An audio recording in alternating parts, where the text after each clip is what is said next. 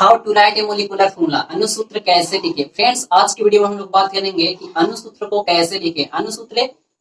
अणुसूत्र को लिखने के लिए क्या विधि है, क्या तरीका है, अणुसूत्र को लिखने के लिए हमको क्या याद करने की जरूरत है, क्या याद करेंगे, उसको किस ढंग से लिखा जाता है। चलिए हम लोग आज की वीडियो में इसी पे हम लोग बात करेंगे कि अणुसूत्र कैसे लिखा जाता है। ठीक है फ्रेंड्स, तो चलिए। तो फ्रेंड्स, आप इस वीडियो को शुरू से लास्ट तक जरूर देखिएगा ताकि आपको अणुसूत्र लिखने सही सही आ जाए। फ्रेंड्स, अणुसूत्र को लिखने से पहले सबसे पहले आपको क्या करना होगा कि तत्व का नाम याद करना पड़ेगा। क्या करना पड़ेगा? तत्वों का नाम याद करना पड़ेगा। तत्व को नाम याद करने के बाद उसकी संयोजकता याद करना पड़ेगा। तो आप बोलिएगा भाई साहब मैं तत्व का नाम कहां से याद करूं? तो मैं आपको बता दूं कि ऐसा एक बुक होगा, आपको इस बुक का नाम है लैंग्वेज ऑफ केमिस्ट्री, रासायनिक भाषा। तो आप क्या करिएगा कि इस बुक में आप पेज नंबर 15 खोलिएगा। कितना? Page number 15। उसमें आपका तत्व का नाम दिया हुआ है, आप उसे याद कर ले। ठीक है फ्रेंड्स, आगे में तत्व का नाम दिया हुआ है। उसके बाद क्या कीजिए कि आप पेज नंबर इसी में 26 खोलिए। उसके बाद यहाँ पे दिया हुआ है धनमूलक तत्वों का क्या दिया हुआ है? संयोजकता। धनमूलक तत्व का संयोजकता दिया हुआ है। उसके बाद दिया हुआ है पेज नंबर 27 में ऋणमूलक तत्व का संयोजकता। तो आप क्या कीजिएगा कि फटाफट इसे आप नोट करके याद कर लीजिएगा। फ्रेंड्स, अगर जो आपके पास ऐसा बुक नहीं है तो आप इस वीडियो को रोक कर यहाँ पे मैं दिखा रहा हूँ, आप फट से इसे नोट कर लीजिए और याद कर लीजिए, आपको अणुसूत्र लिखना आ जाएगा। अब चलिए मैं उसके बाद क्या करूंगा कि कुछ विधि को बताऊंगा, उसके बाद आप अणुसूत्र लिखना बिल्कुल सीख जाइएगा। तो चलिए हम वीडियो को स्टार्ट करते हैं। चलिए फ्रेंड्स, अब हम लोग अणुसूत्र को लिखना शुरू करते हैं। अणुसूत्र को लिखने से पहले हमारा कुछ विधि है, उस विधि को हम लोग याद रखेंगे और उसी विधि को फॉलो करते हुए हम लोग क्या करेंगे कि अणुसूत्र को लिखेंगे। तो चलिए फ्रेंड्स, अणुसूत्र लिखते चलते हैं उसकी विधि को पालन करते हुए। तो फ्रेंड्स, हम लोग को लिखना है पहला कैल्शियम क्लोराइड। कैल्शियम क्लोराइड का अणुसूत्र लिखना है। तो उसके लिए हमारा क्या है कि कुछ विधि है, तो विधि को हम लोग फॉलो करेंगे। ठीक है फ्रेंड्स, कैल्शियम क्लोराइड। कैल्शियम सबसे पहले क्या है? कैल्शियम और क्लोराइड। कैल्शियम का संकेत क्या होता है? Ca और क्लोराइड का संकेत क्या होता है? Cl। ठीक है फ्रेंड्स, तो चलिए हम लोग जानते हैं कि कैल्शियम का संकेत क्या होता है? Ca और क्लोराइड का संकेत क्या होता है? Cl। तो उसी प्रकार हम लोग क्या करेंगे कि विधि को फॉलो करते हुए हम लोग अणुसूत्र को लिखेंगे। तो हमारा सबसे पहला विधि क्या है? धन मूलक को बाईं ओर तथा ऋण मूलक को दाईं ओर संकेत के द्वारा लिखें। तो धन मूलक इसमें कौन हो गया? कैल्शियम हो गया हमारा धन मूलक, और क्लोराइड क्या हो गया? ऋण मूलक। आपको इस बात को याद रखना होगा, आप जब तक याद नहीं रखते तब तक अणुसूत्र लिखना नहीं सीखेंगे।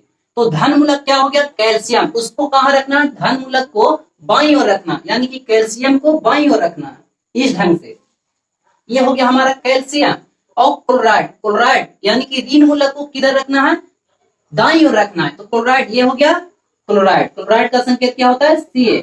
अब उसके बाद हमारा दूसरा नियम क्या है कि दोनों मूलकों का संयोजकता संकेत के ऊपर लिखे, यानी कि कैल्शियम का संयोजकता कितना होता है और क्लोराइड का संयोजकता कितना होता है? तो कैल्शियम का संयोजकता होता है 2। तो हम लोग इसको लिखेंगे, दोनों मूलक को संयोजकता संकेत के ऊपर लिखे। तो इसका संयोजकता होता है 2 और इसका संयोजकता कितना होता है?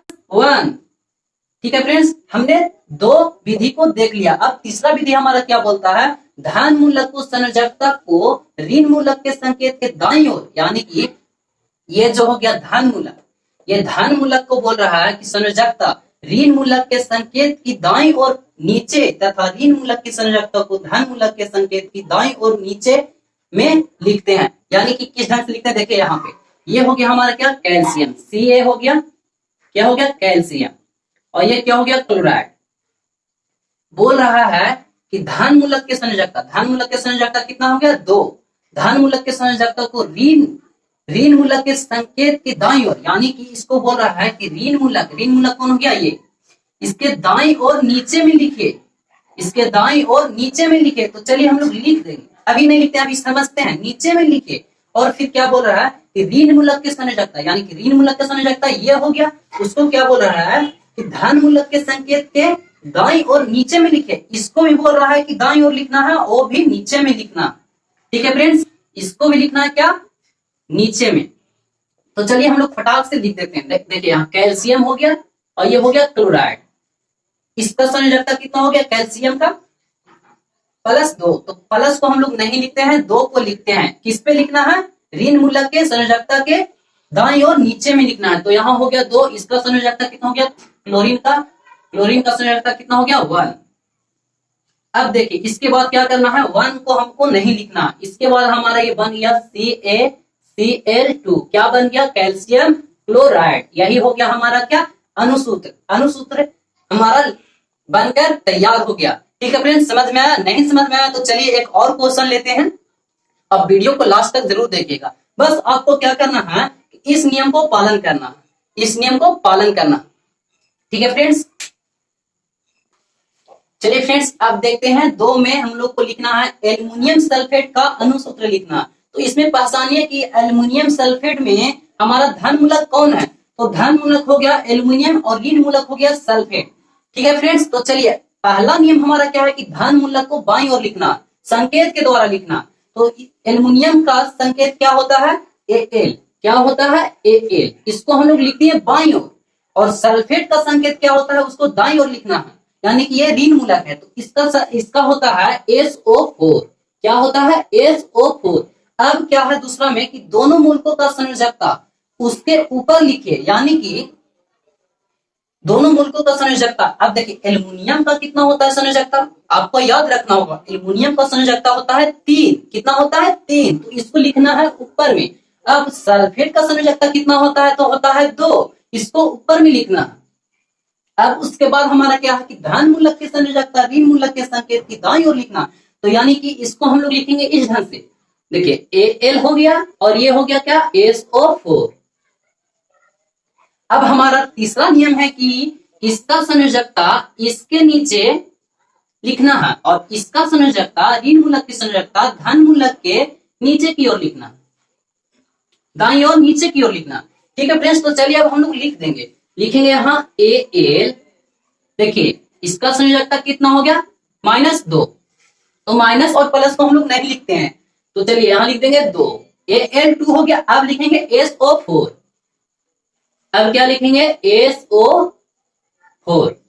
अब देखिए इसका संयोजकता क्या हो गया? +3। अब देखिए इसमें एक और बात हमको क्या याद रखना होगा, एक विधि यहाँ पे एक और है। तो ये विधि क्या है? यदि किसी मूलक में एक से अधिक तत्व शामिल हो, यदि किसी मूलक में एक से अधिक तत्व शामिल हो, देखिए इसमें SO4, इसमें कितना है? एक से अधिक तत्व शामिल हैं। उसके बाद क्या बोल रहा है? शामिल हो तथा धन या ऋण मूलक तत्व तथा धन या ऋण मूलक की संयोजकता एक से अधिक हो, यानी कि धन या ऋण मूलक की संयोजकता एक से अधिक हो। देखिए इसमें एक से अधिक है कि नहीं? 2 है। देखिए यहाँ धन या ऋण, इसमें एक से अधिक है या नहीं? इसमें क्या है? एल्युमिनियम का संयोजकता कितना है? 3 है। और SO4 सल्फेट का संयोजकता कितना है? 2 है, यानी कि एक से ज्यादा है। तो क्या करना है? तो मूलक को ब्रैकेट के अंदर लिखना, यानी कि मूलक को ब्रैकेट के अंदर लिखना। देखिए इसको ब्रैकेट के अंदर लिख देना और क्या करना है कि उसके नीचे दाईं ओर संयोजकता लिखना, उसके नीचे दाईं ओर संयोजकता लिखना, यानी कि इसका संयोजकता लिखेंगे इसके नीचे। तो कितना हो जाएगा? 3। चलिए इसको एक बार हम फेस से लिख देते हैं। यहाँ पे क्या हो जाएगा? एल्युमिनियम सल्फेट का अणुसूत्र क्या हो जाएगा? Al। कितना हो जाएगा? Al2SO4 के हो जाएगा क्या? होल 3। ये हो जाएगा हमारा क्या? एल्युमिनियम सल्फेट का अणुसूत्र। समझ में आया? नहीं समझ में आया तो चलिए आगे और भी देखते हैं ऐसे ऐसे क्वेश्चन। ठीक है फ्रेंड्स, आप बस वीडियो के लास्ट तक बने रहिए। आपको वीडियो पसंद आएगा तो लाइक कीजिएगा, नहीं पसंद आएगा तो नहीं लाइक कीजिएगा। ठीक है फ्रेंड्स, सिर्फ आप वीडियो के लास्ट तक बने रहिए। चलिए फ्रेंड्स, अब हम लोग नेक्स्ट लिखते हैं अणुसूत्र। नेक्स्ट में हमारा क्या है? मैग्नीशियम सल्फेट का अणुसूत्र लिखना। किसका लिखना है? मैग्नीशियम सल्फेट का। सबसे पहले हम लोग इसमें मैग्नीशियम सल्फेट में पहचानेंगे कि कौन धन मूलक है और कौन ऋण मूलक है। तो पहचानिए, ये हो गया हमारा क्या? धन मूलक और ये हो गया हमारा ऋण मूलक। तो धन मूलक को बाईं ओर लिखना है, यानी कि इस साइड लिखना है, और ऋण मूलक को दाईं ओर इस साइड लिखना है। सबसे पहला विधि क्या है कि धन मूलक को संकेत के द्वारा लिखना है। किसके द्वारा? संकेत के द्वारा। तो मैग्नीशियम का संकेत क्या होता है? Mg। Mg को हम लोग बाईं ओर लिखेंगे Mg। उसके बाद क्या करना है कि ऋण मूलक को दाईं ओर लिखना है। तो सल्फेट का क्या होता है संकेत? SO4 क्या होता है? SO4 आपको बिल्कुल याद रखना होगा मुंह पे, तभी आपसे ये अनुसूत्र बनेंगे। ठीक है फ्रेंड्स, मैंने जितना भी आगे बताया उसको आप याद कर लीजिए, आपसे फटाफट अनुसूत्र लिखने के लिए आप सीख जाइएगा। ठीक है फ्रेंड्स, आप उसको सिर्फ याद कर लीजिए और ये विधि को पालन कीजिए। ठीक है फ्रेंड्स, चलिए हम लोग चलते हैं। मैग्नीशियम सल्फेट, मैग्नीशियम का संयोजकता कितना होता है? मैग्नीशियम का 2 होता है। और सल्फेट का संयोजकता कितना होता है? उसका भी 2 होता है। तो हम लोग फटाफट लिख देंगे। तो चलिए दूसरे में क्या लिखना है? दोनों मूलकों का संयोजकता उसके ऊपर लिखिए, संकेत के ऊपर, यानी कि इसका मैग्नीशियम का कितना होता है संयोजकता? +2। धन मूलक है इसलिए प्लस लगा, यहाँ पे -2 लगेगा क्योंकि ये ऋण मूलक है। अब उसके बाद हमारा तीसरा क्या है? धन मूलक की संयोजकता और ऋण मूलक के संकेत के दाईं ओर नीचे में, यानी कि इस ढंग से देखिए, ये हो गया क्या हमारा? मैग्नीशियम, और ये हो गया क्या हमारा? सल्फेट। तो इसको क्या करना है कि ऋण मूलक के दाईं ओर नीचे में लिखना है, और इसको क्या करना है कि धन मूलक के नीचे दाईं ओर में लिखना। तो चलिए हम लोग फटाफट लिख देंगे। और उसके बाद क्या है कि यदि किसी मूलक में एक से अधिक तत्व शामिल हो, एक से अधिक तत्व, तो देखिए इसमें एक से अधिक तत्व शामिल हैं।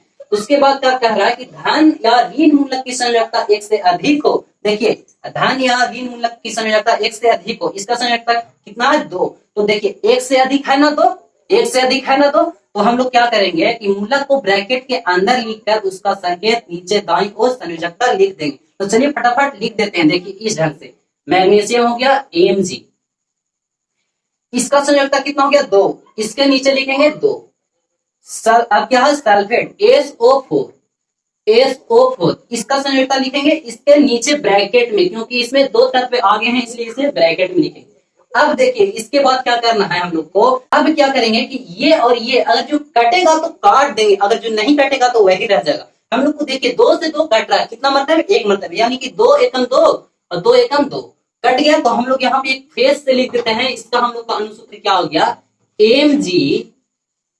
MgSO4। अब कहिएगा भाई साहब यहाँ पे SO4 ब्रैकेट में नहीं लिखे, इसको हम लोग ब्रैकेट में कब लिखेंगे? जब इसका संयोजकता 1 से अधिक रहेगा। तो देखिए इसका संयोजकता 1 है, कुछ नहीं तो 1 है, तो हम लोग ब्रैकेट में क्यों लिखें? यही रह जाएगा हमारा MgSO4, यही हो जाएगा हमारा मैग्नीशियम सल्फेट का अनुसूत्र। चलिए अगर जो ये नहीं समझ में आया तो एक और क्वेश्चन लेंगे। अभी 2 क्वेश्चन और कराएंगे, इसमें 3 क्वेश्चन अभी कराएं, 2 क्वेश्चन को और कराएंगे। चलिए अब वीडियो के लास्ट तक बने रहिए। ठीक है फ्रेंड्स, चलिए अब हमारा 4th में है सोडियम सल्फेट का अनुसूत्र लिखना। सोडियम सल्फेट का तो पहला हमारा क्या विधि है कि इसमें पहचानना कि कौन धन मूलक है और कौन ऋण मूलक है। तो ये क्या हो गया? सोडियम हो गया धन मूलक और सल्फेट हो गया ऋण मूलक। ठीक है फ्रेंड्स, तो चलिए हमको सबसे पहले क्या है कि धन मूलक को बाईं ओर लिखना है और ऋण मूलक को दाईं ओर लिखना है संकेत के द्वारा। तो सोडियम का संकेत क्या होता है? Na होता है, इसको बाईं ओर लिखिए। और सल्फेट का संकेत क्या होता है? SO4, इसको दाईं ओर लिखना। अब दूसरा क्या है कि दोनों मूलकों का संयोजकता संकेत के ऊपर लिखिए। अब सोडियम का संकेत Na होता है, इसका संयोजकता कितना होता है? 1 होता है। ये क्या हो गया? धन मूलक, इसलिए हम लोग लिखेंगे +1। और ये क्या हो गया? ऋण मूलक, इसका संयोजकता कितना होता है? 2 होता है, तो ये ऋण मूलक इसलिए हम लोग लिखेंगे -2। अब हमारा तीसरा में क्या है? धन मूलक की संयोजकता ऋण मूलक के संकेत के दाईं ओर लिखना है, तथा ऋण मूलक की संयोजकता धन मूलक के संकेत के दाईं ओर नीचे में लिखना है। ठीक है फ्रेंड्स, तो चलिए हम लोग लिखते हैं। देखिए इस प्रकार, Na हो गया ये, और क्या हो गया? SO4। अब इसका संयोजकता इसके नीचे लिखना है, इसका संयोजकता कितना हो गया? 2, तो 2 लिख देंगे यहाँ पे। अब देखिए इसका संयोजकता कितना हो गया? इसका संयोजकता सोडियम का संयोजकता इस पे लिखना है नीचे में, तो 1 हो गया। तो इसको क्या करेंगे हम लोग? ब्रैकेट में 1 लिख देंगे। लिख भी सकते हैं, नहीं भी लिख सकते हैं, क्योंकि 1 है। हम कब लिखना है? 1 से अधिक रहेगा तभी लिखना है इसको ब्रैकेट में। हमने यहाँ पे नियम पढ़ लिया। ठीक है फ्रेंड्स, नहीं भी लिखेगा तो चलेगा। तो इसके बाद हमारा क्या बनकर आ जाएगा? Na2SO4। क्या हो गया? Na2SO4। ये हमारा लिख कर रेडी हो गया, सोडियम सल्फेट का अनुसूत्र तैयार हो गया। चलिए अगला एक और क्वेश्चन देख लेते हैं, इससे थोड़ा कठिन। ठीक है फ्रेंड्स, चलिए फ्रेंड्स अब देखते हैं 5 में। यहाँ पे 2 क्वेश्चन और करेंगे हम लोग। अमोनिया सल्फेट का अनुसूत्र लिखेंगे और पोटेशियम ऑक्साइड का अनुसूत्र लिखेंगे। सबसे पहले हम लोग देख लेते हैं अमोनिया सल्फेट का। तो अमोनिया सल्फेट को हम लोग किस ढंग से लिखेंगे? सबसे पहले हमारा विधि क्या है कि धन मूलक को बाईं ओर, तो इसमें पहचानिए धन मूलक कौन हो गया? अमोनिया, और ऋण मूलक कौन हो गया सल्फेट। तो देखिए इसमें अमोनिया का संकेत क्या होता है NH4, क्या होता है NH4, इसको बाईं ओर लिखना है। और फिर सल्फेट का अभी ही पढ़े हम लोग SO4, इसको दाईं ओर लिखिए। अब इसका संयोजकता कितना होता है, तो इसका संयोजकता होता है 1, कितना होता है 1, और इसका संयोजकता कितना होता है, इसका संयोजकता कितना होता है 2, तो इसको लिख देंगे -2, क्योंकि यह ऋण मूलक है, यह धन मूलक इसलिए यहाँ पे प्लस हो गया। इतना समझ में आया।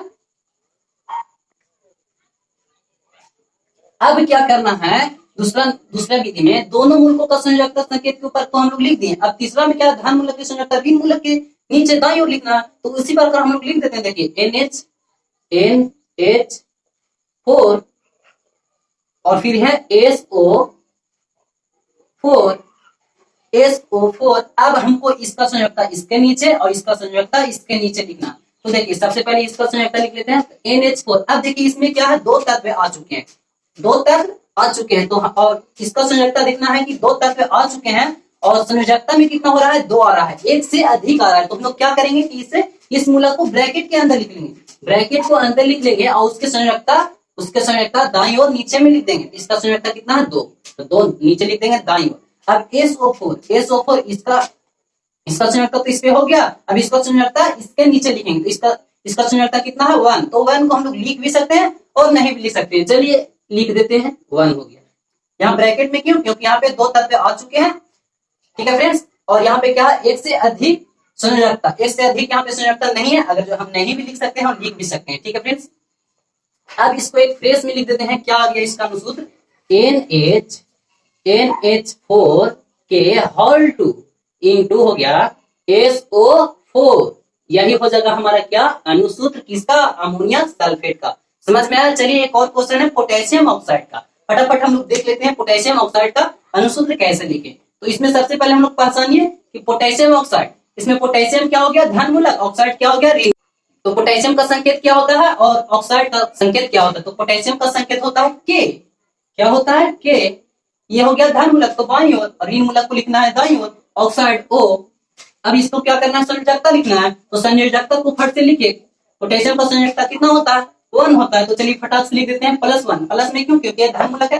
अब ऑक्साइड का संयोजकता कितना होता है, तो 2 होता है, माइनस में क्यों, क्योंकि ऋण मूलक है, ठीक है फ्रेंड्स। अब उसी प्रकार हमको आगे में हल कर देना है, क्या K हो गया और यहाँ पे O हो गया, इसका संयोजकता इसके नीचे लिखना है और इसका संयोजकता इसके नीचे लिखना है। तो देखिए पोटेशियम सबसे पहले हम लोग इसको लिख लेते हैं, तो इसका संयोजकता इस पे आएगा, तो पोटेशियम के नीचे कितना आ जाएगा 2 आ जाएगा, यहाँ पे कितना हो जाएगा 2, और ऑक्सीजन पे आ जाएगा कितना संयोजकता, इसका संयोजकता इस पे तो 1 है, तो 1 लिख देंगे, नहीं भी लिखेंगे क्योंकि 1 को लिखा नहीं जाता। इसको एक और फ्रेश कर लेते हैं, तो इसका अनुसूत्र क्या हो गया K2O, ये क्या हो गया किसका पोटेशियम ऑक्साइड का हमारा आ गया अनुसूत्र। उम्मीद है दोस्तों कि आपको ये वीडियो अच्छी लगी होगी। अगर जो आपको अच्छा लगा होगा तो मेरे चैनल को सब्सक्राइब कर लीजिएगा, ताकि और भी ऐसे वीडियो हम लाते रहेंगे, तो आप देखते रहिएगा, ठीक है फ्रेंड्स। अगर ये वीडियो अच्छा लगा तो लाइक कीजिए, सब्सक्राइब कर दीजिए और मेरे वीडियो को भी शेयर भी जरूर कीजिएगा, और कमेंट में बताइएगा कि कैसा लगा ये वीडियो। कमेंट में मुझे जरूर बताइए कि ये वीडियो कैसा लगा, ठीक है फ्रेंड्स। चलिए मिलते हैं अगले वीडियो में। अगला वीडियो हमारा आएगा रासायनिक सूत्र लिखने के लिए, रासायनिक सूत्र किस ढंग से लिखें, ठीक है फ्रेंड्स। चलिए यहाँ आज की क्लास यहीं तक, थैंक यू।